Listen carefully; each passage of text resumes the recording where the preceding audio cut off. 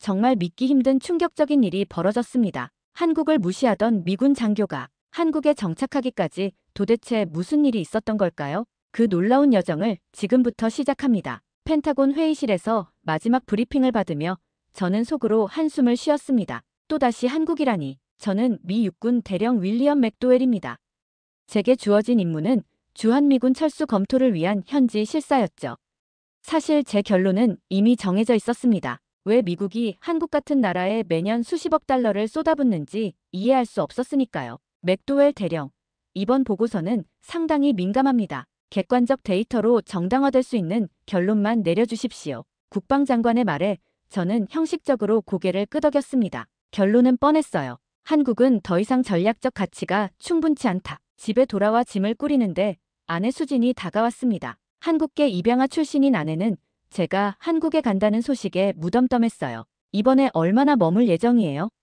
수진이 물었습니다. 2주면 충분할 거야. 사실 일주일이면 끝낼 수 있지만 공식적으론 철저한 실사가 필요하니까. 냉소적으로 대답했죠. 딸아이도 데려가나요? 에비게일, 이런 저개발국에 애를 데려갈 생각은 없어. 여긴 그냥 지원받는 나라일 뿐이야. 수진의 눈에 어두운 그림자가 스쳤습니다. 15년 결혼 생활 동안 수진은 자신의 뿌리에 대해 거의 이야기하지 않았고 저 역시 궁금해하지 않았어요. 한국은 당신이 생각하는 것과 다를 수도 있어요, 위. 수진의 조용한 말에 저는 피식 웃었습니다. 난 정보 분석관이야. 모든 데이터가 내 손에 있지. 한국의 GDP가 우리의 10분의 1에 불과하다는 걸 알아. 군사력은 우리 없이 하루도 버틸 수 없어. 비행기 안에서 저는 한국에 대한 자료를 다시 훑어봤습니다. 6.25 전쟁 이후 미국의 원조로 겨우 살아남은 나라, 우리의 보호 없이는 존재할 수 없는 나라. 창밖으로 태평양의 끝없는 수평선을 바라보며 냉소적인 미소를 지었습니다.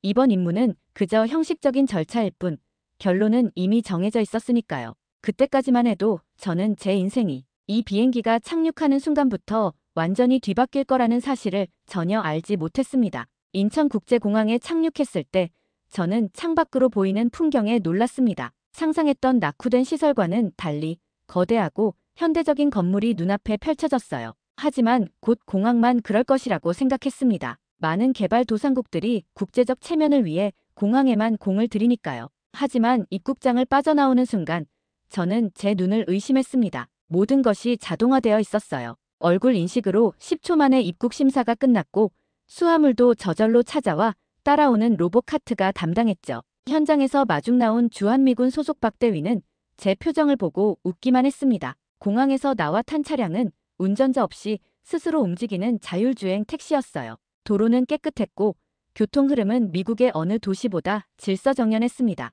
창밖으로 보이는 건물들은 모두 첨단 디자인이었고 거리 곳곳에 디지털 안내판들이 실시간 정보를 제공했어요. 이게 다 어떻게? 저도 모르게 중얼거렸습니다. 서울 시내로 들어서자 더 큰 충격이 저를 기다리고 있었어요. 거리마다 설치된 무료 와이파이는 미국보다 10배 빠른 속도였고 길거리 카페에서는 로봇이 커피를 서빙했습니다. 사람들은 모두 스마트 디바이스를 자유자재로 다루고 있었고 심지어 70대로 보이는 노인들도 디지털 결제를 능숙하게 사용했어요. 제 숙소로 배정된 호텔 역시 충격적이었습니다. 객실 전체가 AI로 제어되고 창문은 투명도를 마음대로 조절할 수 있었죠. 전화기가 울렸습니다. 에비게일이었어요. 아빠, 거기 어때요? 엄마 나라는 진짜 멋져요? 저는 잠시 말을 잇지 못했습니다. 10살 딸아이의 순수한 질문에 어떻게 대답해야 할지 몰랐어요. 지금까지 딸에게 한국은 그저 가난한 나라로 설명해왔는데 눈앞의 현실은 완전히 달랐으니까요. 그래, 생각보다 괜찮구나. 통화를 마치고 창밖을 바라보니 서울의 야경이 펼쳐져 있었습니다. 무수한 빛이 완벽한 조화를 이루며 빛나는 모습이 뉴욕이나 LA보다 더 압도적이었어요. 미국 정보기관의 최신 데이터와 눈앞의 현실 사이에 이렇게 큰 괴리가 있다는 사실이 저를 불편하게 만들었습니다. 다음 날 아침, 저는 예정된 일정에 따라 한국의 첨단 AI 스타트업 단지를 방문했습니다. 서울 강남의 디지털 혁신 파크라 불리는 이곳은 마치 미래에서 튀어나온 듯한 모습이었어요. 완전히 태양광으로 운영되는 빌딩들, 실내에서 자라는 수직 정원, 그리고 모든 것이 AI로 최적화된 시스템. 가이드를 맡은 김 박사는 유창한 영어로 설명했습니다. 이곳에서는 현재 3,500개 이상의 스타트업이 활동하고 있습니다. 미국 실리콘밸리에서 인재를 영입해오는 경우도 많죠. 미국의 인재를 데려온다고요? 저는 믿기지 않아 되물었습니다. 네, 지난해만 해도 2,000명 이상의 미국 엔지니어들이 한국으로 이직해왔습니다. 연봉과 생활 환경 모두 미국보다 경쟁력이 있다고 평가받고 있으니까요. 중앙홀에 들어서자 각 부스마다 최첨단 기술을 시연 중이었습니다. 한 기업은 생각만으로 제어되는 로봇팔을, 다른 곳에서는 실시간 번역되는 홀로그램 회의 시스템을 선보였어요. 펜타곤의 기밀 시설에서도 보지 못한 기술들이 여기서는 공개적으로 전시되고 있었습니다. 갑자기 한 여성이 제 쪽으로 걸어왔습니다. 맥도웰 대령님, 혹시 수진과 결혼하신 분 맞으신가요? 저는 놀라서 그 여성을 바라봤습니다. 그렇습니다만 어떻게? 저는 이현주입니다. 수진이와 대학 동기였어요. 미군 대령님이 방문한다는 소식을 듣고 혹시나 해서 왔죠. 현주는 이곳에서 양자 컴퓨팅 기업의 CEO였습니다. MIT에서 박사 학위를 받고 실리콘밸리에서 일하다 한국으로 돌아와 창업했다고 했어요. 수진이와는 연락하시나요?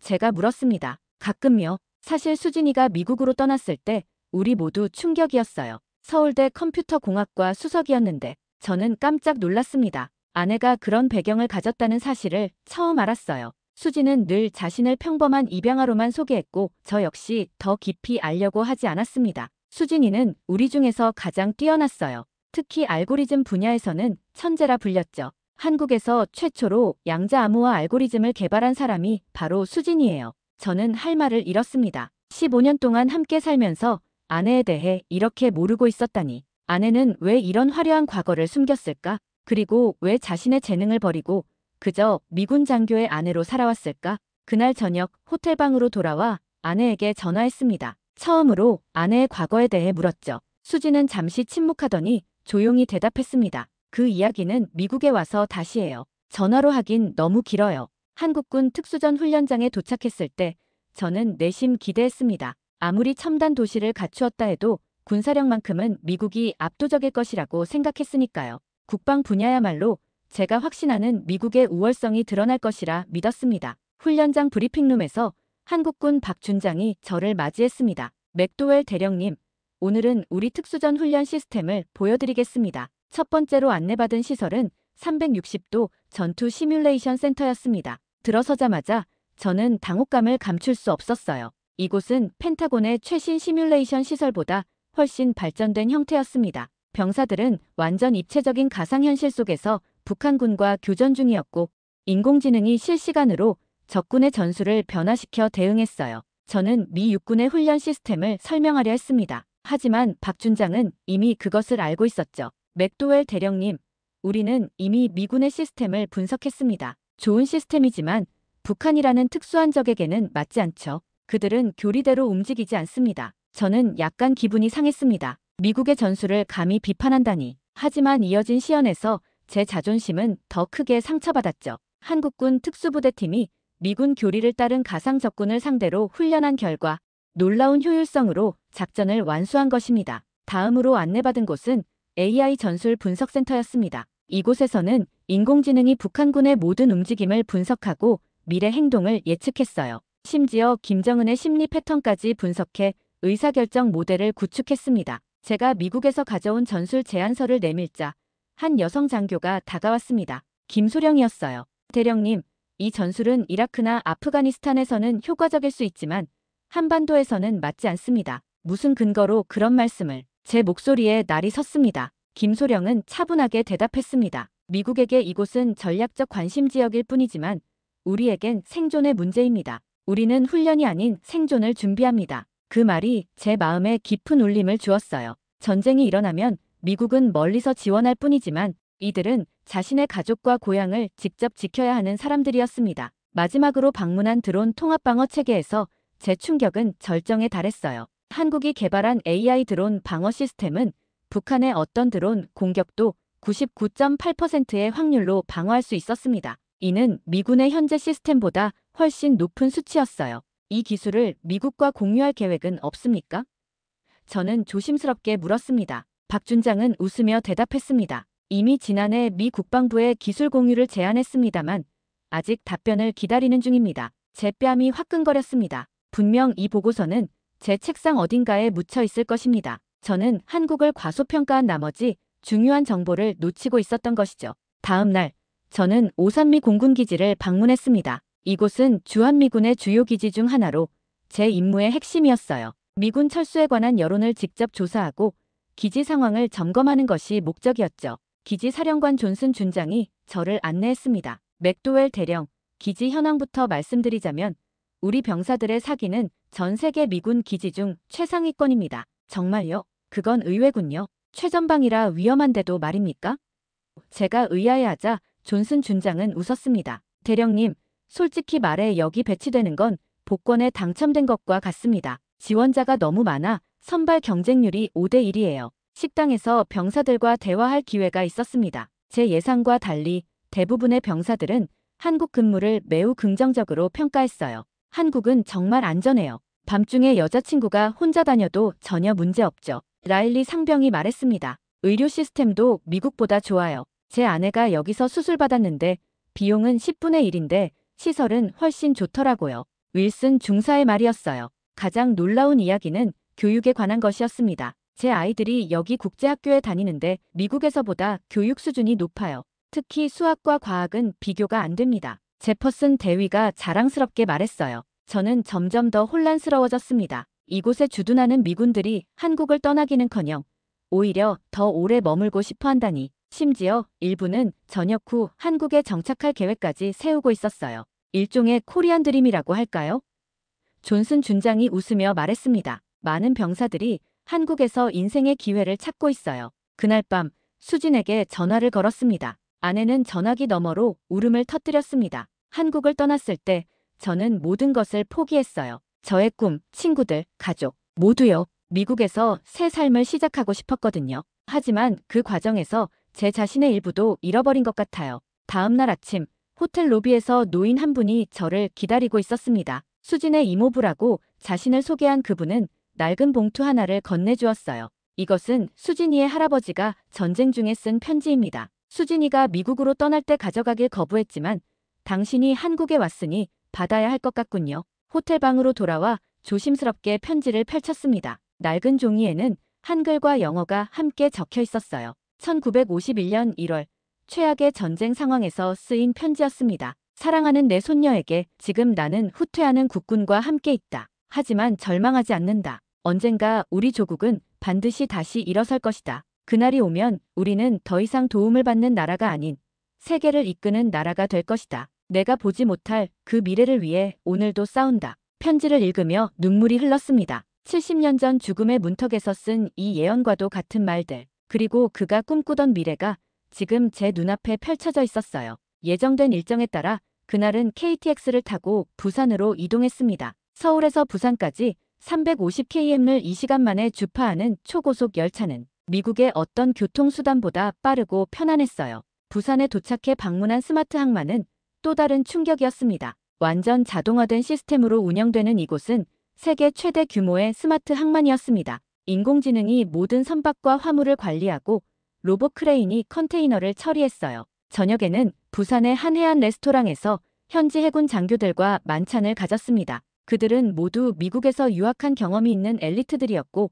한미동맹의 중요성을 강조했어요. 호텔로 돌아와 보고서 초안을 작성하기 시작했습니다. 이틀 전까지만 해도 철수 정당화에 초점을 맞추려 했던 보고서의 방향이 완전히 바뀌었어요. 이제 저는 한미동맹의 새로운 패러다임을 제안하고 있었습니다. 밤늦게 백악관에서 긴급 화상회의 요청이 왔습니다. 대통령의 국가안보보좌관이 주한미군 철수 계획의 진행 상황을 확인하려는 것이었어요. 맥도웰 대령, 진행 상황은 어떻습니까? 예상대로 철수를 정당화할 근거를 찾고 계신가요? 저는 깊은 숨을 들이마셨습니다. 이제 저는 사실을 말해야 했어요. 제 경력에 위험이 될지라도 진실을 보고해야 할 의무가 있었습니다. 국가안보보좌관님, 솔직히 말씀드리겠습니다. 저는 주한미군 철수가 전략적으로 심각한 실수라고 판단합니다. 다음 날 정오, 저는 호텔 스위트룸에서 대통령과의 화상회의를 준비했습니다. 제 군 생활 23년 중 가장 중요한 순간이 될 것이란 예감이 들었어요.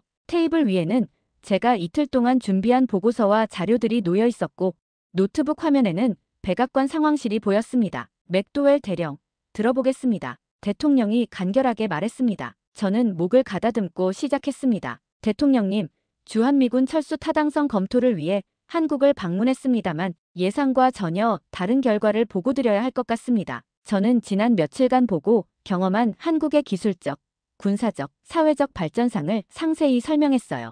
AI 산업의 선도성, 군사기술의 혁신성, 미군 가족들의 높은 만족도까지. 그리고 마지막으로 결론을 내렸습니다. 한국은 더 이상 보호받아야 할 동맹국이 아닌 우리가 함께 배우고 성장해야 할 파트너입니다. 주한미군 철수는 전략적으로 큰 실수가 될 것입니다. 화면 속에서 여러 관리들이 불편한 표정을 지었습니다. 국방장관이 끼어들었어요. 맥도웰 대령, 당신은 임무의 목적을 오해하신 것 같군요. 우리는 철수 계획을 정당화할 자료를 요청했습니다. 제 마음이 무거워졌습니다. 역시 결정은 이미 내려진 상태였고 제 임무는 그저 형식적인 절차에 불과했던 것입니다. 하지만 이대로 물러설 수는 없었어요. 장관님, 존중하는 마음으로 말씀드리지만 제 임무는 객관적 사실에 기반한 분석을 제공하는 것입니다. 그리고 모든 사실은 철수가 아닌 동맹 강화를 지지합니다. 긴장된 침묵이 흘렀습니다. 저는 경력의 끝을 예감했죠. 그때 대통령이 입을 열었습니다. 맥도웰 대령의 의견은 매우 흥미롭군요.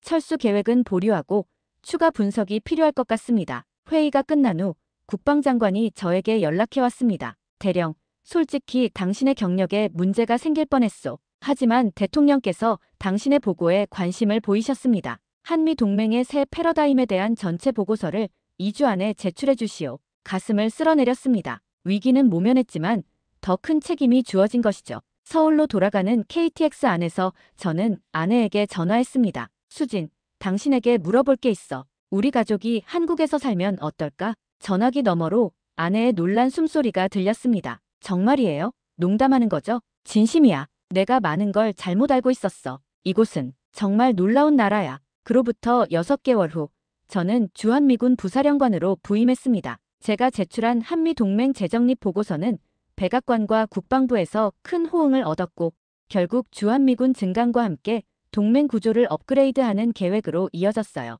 그리고 저는 그 계획의 실행을 책임지게 된 것입니다. 서울 용산의 새 집으로 이사하던 날 아내 수진의 얼굴에는 오랜만에 보는 행복한 미소가 번졌습니다. 딸 에비게일은 한국어 학습에 푹 빠져 있었고 이미 간단한 한국어 대화가 가능했어요. 아빠, 오늘 학교에서 친구들이 내 한국어 발음이 좋대요.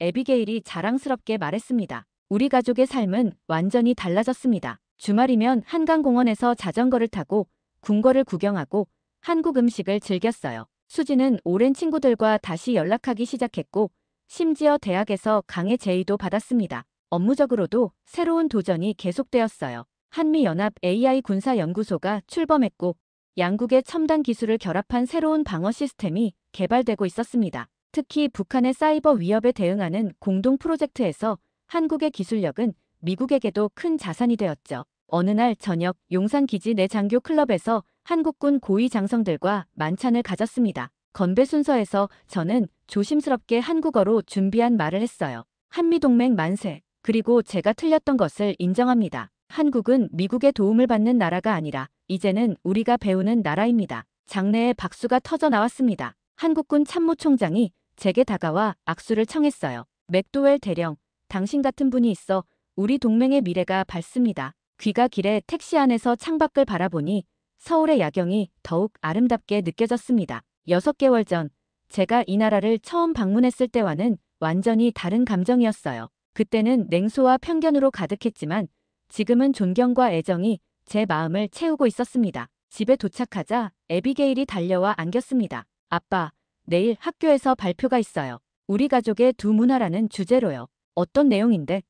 제가 물었습니다. 미국과 한국 문화가 어떻게 하나의 가족을 만들었는지요. 선생님이 우리 가족 이야기가 감동적이래요. 수진이 따뜻한 차를 내오며 미소 지었습니다. 그녀의 눈에서 행복이 빛나고 있었어요. 15년 결혼 생활 동안 보지 못했던 빛이었습니다. 저녁 식사 후 아파트 발코니에서 한강을 바라보며 저는 깊은 감사함을 느꼈습니다. 편견과 무지로 가득 찼던 제가 이렇게 변할 수 있었던 것은 기적과도 같았죠. 한국이라는 나라, 그리고 제 아내의 정체성을 인정하게 된 과정은 제 인생 최고의 전환점이 되었습니다. 문득 수진의 할아버지가 남긴 편지가 생각났습니다. 우리 조국은 반드시 다시 일어설 것이다. 그날이 오면 우리는 더 이상 도움을 받는 나라가 아닌 세계를 이끄는 나라가 될 것이다. 그 예언은 현실이 되었습니다. 한국은 이제 세계를 선도하는 나라가 되었고 저는 그 변화의 증인이자 참여자가 되었어요. 가장 중요한 것은 제 가족이 진정한 의미의 가족이 되었다는 것입니다. 서로의 뿌리를 존중하고 서로의 문화를 이해하는 하나의 가족으로요. 여보, 잠깐 나올래요? 수진이 발코니로 나와 제 손을 잡았습니다. 오늘 기분이 어때요? 인생에서 가장 행복한 날 중 하나야. 진심을 담아 대답했습니다. 수진이 미소 지으며 말했어요. 윌, 고마워요. 내 정체성을 인정해줘서. 저는 수진을 안았습니다. 아니, 내가 고마워. 내가 없었다면 난 여전히 편협한 시각 속에 갇혀 있었을 테니까. 한강 위로 떠오르는 달을 바라보며 저는 확신했습니다. 진정한 강함은 자신의 오만을 인정하고 변화할 수 있는 용기에서 온다는 것을. 그리고 그 용기가 제게 새로운 세상을 열어주었습니다. 1년이 지난 지금 저는 한미 군사협력특별위원회의 의장이 되었습니다. 저의 한국 경험은 미 국방부 내에서 유명해졌고 아시아 전략의 새로운 방향을 제시하는 데 큰 영향을 미쳤죠. 많은 미군 장교들이 한국에서 연수를 받기 시작했고 기술 교류도 그 어느 때보다 활발해졌습니다. 수지는 서울대학교에서 양자 컴퓨팅 강의를 시작했고 가끔은 미 국방부 자문으로도 활동합니다. 이제 그녀는 두 나라의 다리 역할을 하고 있어요. 에비게일은 이제 한국어와 영어를 자유롭게 구사하며 자신을 한미 혼합아이라고 자랑스럽게 소개합니다. 때때로 저는 생각합니다. 만약 그때 한국에 오지 않았다면, 만약 제 오만과 편견을 버리지 않았다면 어땠을까? 저는 여전히 좁은 세계관 속에 갇혀 있었을 것이고 수지는 자신의 정체성을 계속 숨기며 살았을 것입니다. 한국이 가르쳐준 가장 소중한 교훈은 바로 이것입니다. 세상은 우리가 생각하는 것보다 훨씬 더 복잡하고 아름답습니다. 그리고 우리가 알고 있다고 믿는 것들은 종종 우리 자신의 편견에 불과합니다. 미군 대령 윌리엄 맥도웰의 인생은 한국에서 완전히 새롭게 태어났습니다. 그리고 그것은 제가 받은 가장 위대한 선물입니다. 오늘 사연은 여기까지입니다. 이제는 우리가 세계를 부러워하던 시대가 아니라 세계가 한국을 부러워하는 시대입니다. 여러분은 한국의 어떤 점이 가장 자랑스럽게 느껴지시나요? 댓글로 여러분의 생각을 나눠주세요. 구독과 좋아요, 알림 설정은 더 많은 이야기 제작에 큰 힘이 됩니다. 감사합니다.